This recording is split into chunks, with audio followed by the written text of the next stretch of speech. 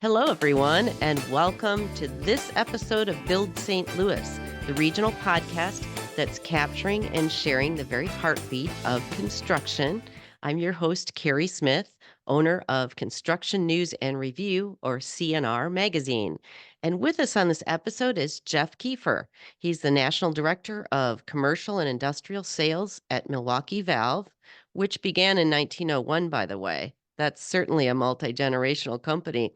And Jeff has worked in the construction supply industry for 3 decades or nearly. He joins us today to talk about the need for connectedness in the community of builders and suppliers, essentially bringing all the project players, the whole team, including suppliers, to the table as early as possible. Jeff is actively training trades and the Mechanical Contractors Association of Eastern Missouri on this very topic of connectedness. So welcome, Jeff Kiefer. It's a pleasure to have you with us on Build St. Louis.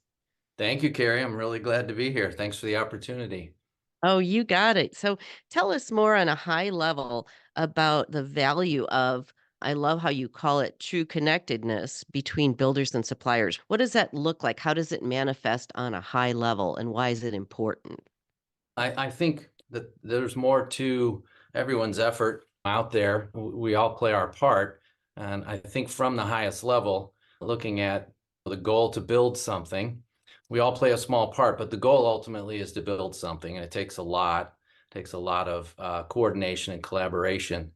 And in addition to having the self-interest of selling my products, I've also found it a helpful selling tool to be a part of that community and think of it as a higher level and trying to serve some of those needs that are beyond just a product. So that's how I don't think I felt that way about it in my younger days. I think that this idea of connecting to a higher purpose, specifically not just to get my product specified and sold, but to make sure that it's acceptable by way of doing more and connecting to the greater effort. I found that more fulfilling as my career got, as my life, maybe wisdom, perhaps. Exactly. Wisdom with age. I'm completely relating to you there. Yeah, But that makes a lot of sense. And we were talking before we got on the podcast about, I think, a lot of players in the construction industry, whether they're architects or the contractor or construction manager or the trades business rep or whomever it is, they're just seeing the value and the satisfaction and the success of the project as let's start as early as we can and get everybody to the table so it doesn't create, I would imagine, a good amount of headaches if things aren't coordinated early on. So I know right. you mentioned about how there's really 4 areas where connectedness has value in terms of all the players on project teams. And I'm looking forward to hearing what those are and maybe examples of them Sure. and take it away on those. Yeah, putting some thought into how we have, at Milwaukee Valve and me personally recently, I've tried to contribute. And I've found that there's 4 areas that the construction trade really could use some connectedness to other resources. And those are, I'll just list them: labor, Sure. regulations, technology, and supply chain slash price, cost, etc.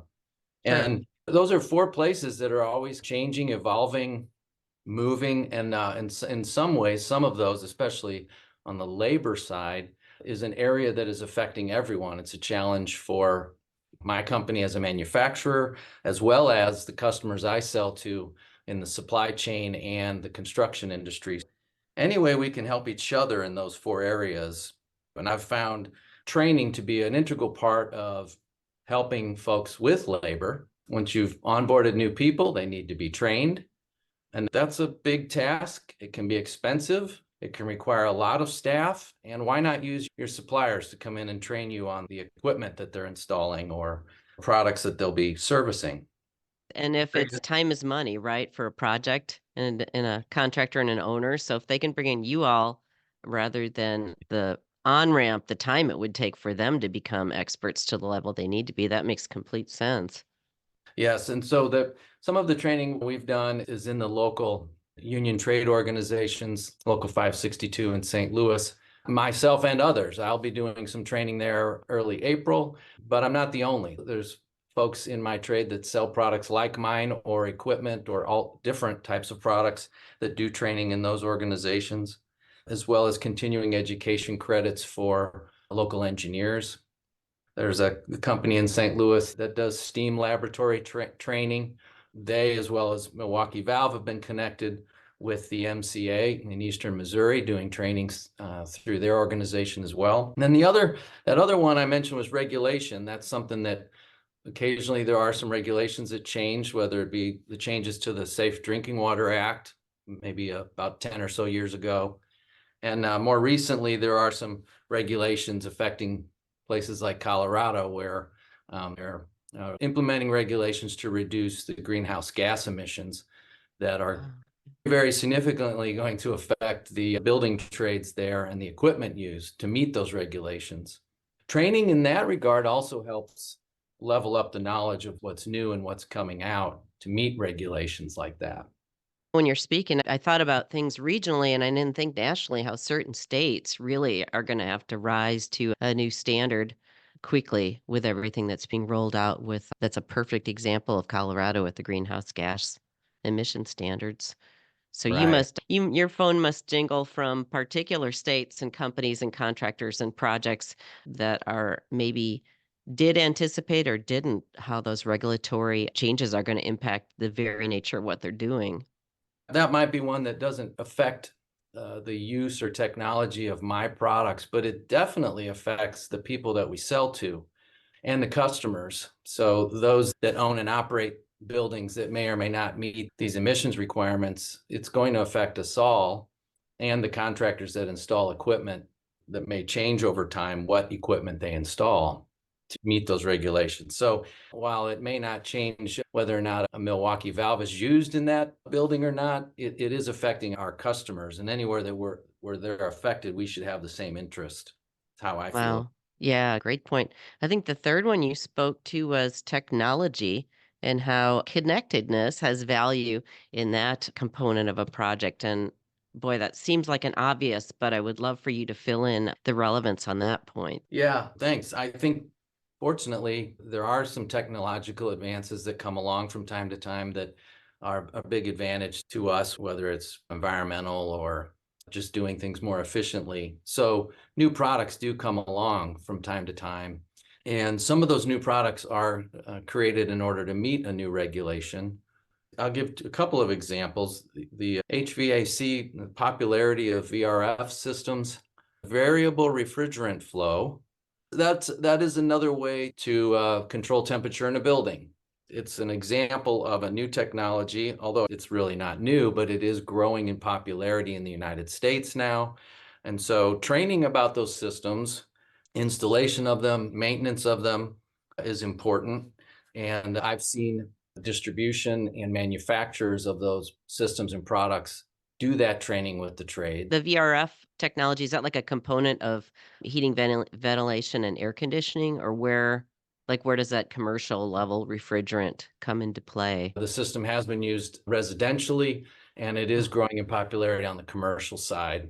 The line sizes, the piping, the valves that are used, the everything about it is much different than conventional HVAC systems.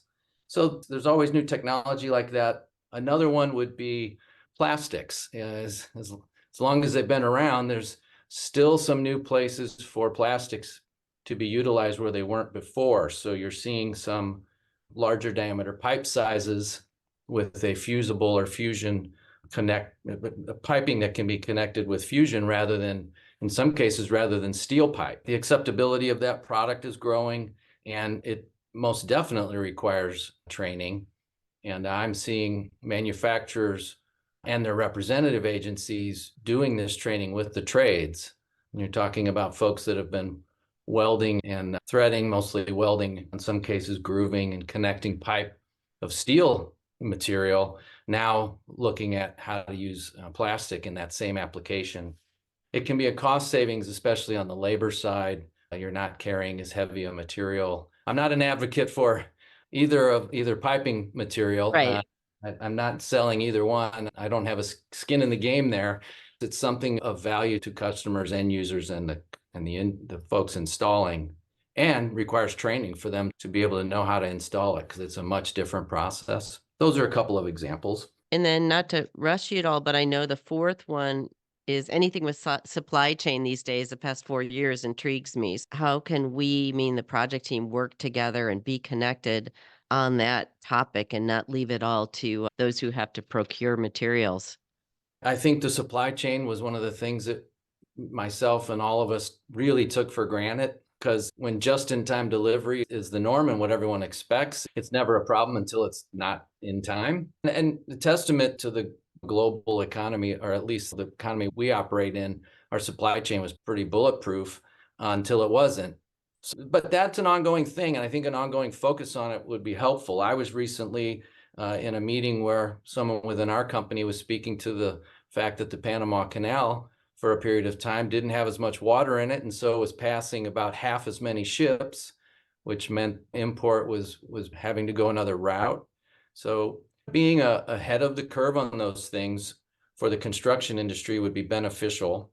In addition to, part of the supply chain, of course, is cost, some connectivity of information so people can be prepared for what might be ahead. If you don't know, you don't plan. And if you know that there's something ahead, a bump in the road or a slowdown in some particular material or an increase in cost of some material, be very helpful. I would think for a public or private sector project owner, there would be a lot of support for all of this engagedness, if that's a word, just for them to know that the team that they've selected, however, through whatever delivery method, is on it with this stuff. Can you talk a little bit about any Yeah. interaction you've had with like project owners and how important this is to them? Because I'm sure it does translate to the bottom line. Yeah, it definitely does, because ultimately, quite a bit of the cost, while there's a lot of material, you really can't replace the cost of people standing around with nothing to install. That's expensive and it's preventable. Knowing where some supply interruptions or longer lead times is beneficial. I think we were taking that supply chain thing for granted when it all of a sudden became a problem. Through the MCA, we created just a panel that we just brought in a group of suppliers to speak to CA members. This is now about 2 years ago. And I thought it was helpful to give folks an update of what was ahead. And if the dialogue continues, then everyone's a little bit more aware and not so surprised if there's hiccups again. Give me an idea, maybe the Eastern Missouri chapter mainly that you're working with, or how many companies are you interacting with through that and trades and stuff? Just ballpark. I'm more recently in a role with Milwaukee Valve of a national level. Prior to 2 weeks ago, actually. Congrats again. Yeah, thank you. That's Prior to awesome. 2 weeks ago, I was covering a 6.5 state territory, and before that, spent a lot of my time managing sales in St. Louis. And my connection with the MCA has been mostly with the Eastern Missouri chapter, but I've also been involved in a few other MCA organizations, specifically in Denver, a little bit there. And that organization, or both, all, if you will, bring together the MCA members. And I think they do a lot of what I'm talking about here. So some of it is, for example, in the Eastern Missouri chapter, they have a scholarship program where they give scholarships to membership students within the membership. Often they're sons and daughters of members. And the associate members, the suppliers, manage the golf tournament for that organization. That golf tournament contributes a good amount of money towards the scholarships, not all of it. The Mechanical Contractors Association, for people listening, the type of profile of a member, they may be like a specialty mechanical contractor or a electrical contractor, or I guess Right. the name Yeah, is yeah. mechanical. It's probably Sure. mostly mechanical contractors. I just wanted to see, Mhm. who you're working with in terms of Mechanical or in nature. They're going to be in structural, mechanical, and HVAC infrastructure in a building. They'll also be doing work in a refinery or a power plant. So you're talking labor of welders, pipe fitters, plumbers, for sure. Significant weight of labor in those trades.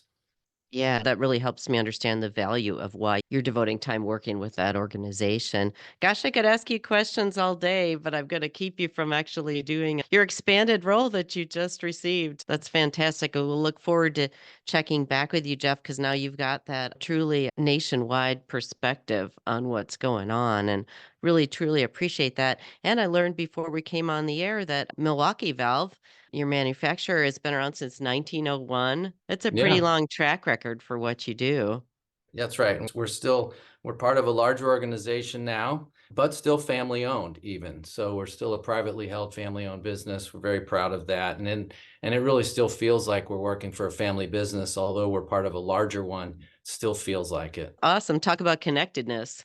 That's a perfect example. So, we've been talking on this episode of Build St. Louis with Jeff Kiefer, who's the National Director of Commercial and Industrial Sales at Milwaukee Valve. And, Jeff, it's just been a pleasure. This has been a great perspective for us to gain, especially those of us that are tangential to the construction industry. But I really applaud you for your, as you said, as it's evolved through the years, your goal of bringing as many colleagues on board and having substantive conversations to be connected so that those who work on the projects are trained and connected. That's what you've shared today makes sense. What a key priority that should be. Really appreciate you being with us today. Thanks, Kerry. We've supported CNR for a lot of years through advertising, and we've certainly got our money's worth, but I've also enjoyed and been very, very definitely receiving the benefits of reading your weekly broadcasts and these podcasts. So thanks for having me. Really appreciate it. Oh, I really appreciate your kind words as we have put the pedal to the metal and ourselves growing into a national footprint since November 1st. So that means a lot to me that you're taking precious time to read what we're putting out. And I know that the listeners have learned a lot today. So thanks again. Come back and see us. Thank you.